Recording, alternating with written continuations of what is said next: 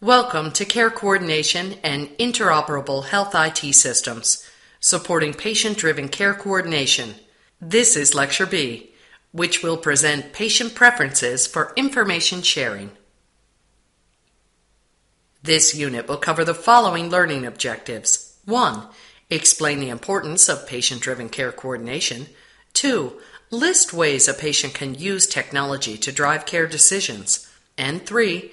Describe the concept of patient-initiated information exchange. This unit will explore the use of technology to support and enable patient-driven coordinated care. How can patients be supported to share health information with healthcare providers? Technology must be designed to match patient needs, wants, and abilities. Patient preferences guide the type of tools that are developed and implemented by healthcare providers.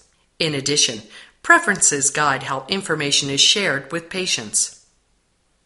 Most people in the U.S. use technology in their daily lives for banking, shopping, communicating, learning, and managing life's details. Use of technology has been slow to cross over into healthcare, but use is rapidly increasing. In fact, over 60% of adults now track at least one health metric using a mobile health app. In addition to health apps, some tools that are used for health information sharing include email, web-based patient portals, secure text messaging, and patient-initiated registries. In order to support patient and population health, organizations have been formed to inform and support patient participation in their healthcare and information sharing. Some of these organizations are the Society for Participatory Medicine, Patient Safety and Quality Healthcare, and the Office of the National Coordinator for Health Information Technology, functioning within the U.S. Department of Health and Human Services. Patients are interested in collecting and sharing their personal health data. A 2015 national survey shows that a majority of patients would use personal monitoring devices, and 57% of the respondents would share that information with their healthcare professionals. In that same survey, participants were asked about their attitudes towards partnership with their clinicians to improve their health. 88% of the survey respondents believed that working with their healthcare provider as a partner would improve their health.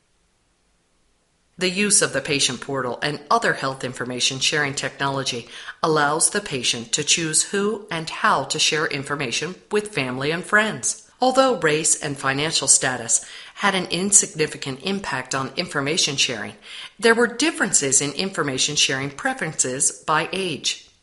This means that when developing strategies to support patient information sharing, the age of the patient must be considered. As a group, the elderly are less inhibited about sharing their health information with family, friends, and the public. Even though the elderly share their information with their family, they wish to retain control of their health care as much as possible. Sharing of information can lead to control struggles over health care decisions.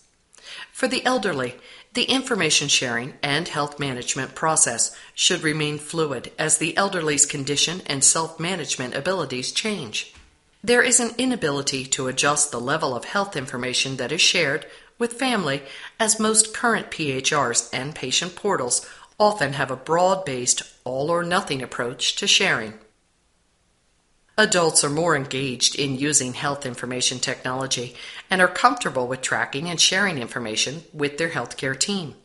However, adults prefer to keep health details private and tend to be more reluctant to share personal health information with their families and friends. However, adults are comfortable sharing their health goals with the public. Over 84% of teenagers research health concerns using the Internet. However, most do not feel comfortable sharing health concerns or health information with others using social media. Teens and students were reluctant to share health information with friends and family for fear of being judged, but were more likely to share with their family than the public. In one study, 88% of teens stated that they did not feel comfortable sharing their health concerns or health information using social media. And in contrast with adults, teens and students were less likely to share their health goals publicly. There are still barriers to overcome in order to fully realize seamless sharing of patient data based on preferences of each demographic group. Some of these barriers include incentives for providers to change their practices and accommodate information sharing.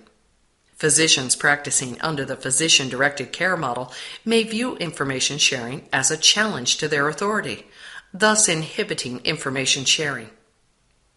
As the physician culture changes from physician-directed care to partnership-based care, the patient culture is changing. Patients must feel enabled to share information, ask questions, and express thoughts and opinions about their healthcare options. This concludes Lecture B of Supporting Patient-Driven Care Coordination. To summarize, although tools are emerging that support easier access to information sharing, there are technical and cultural barriers yet to be addressed. In addition, patient preferences for information sharing are influenced by the age and demographics of the patient and family, and this must be taken into consideration when developing tools and processes for information sharing.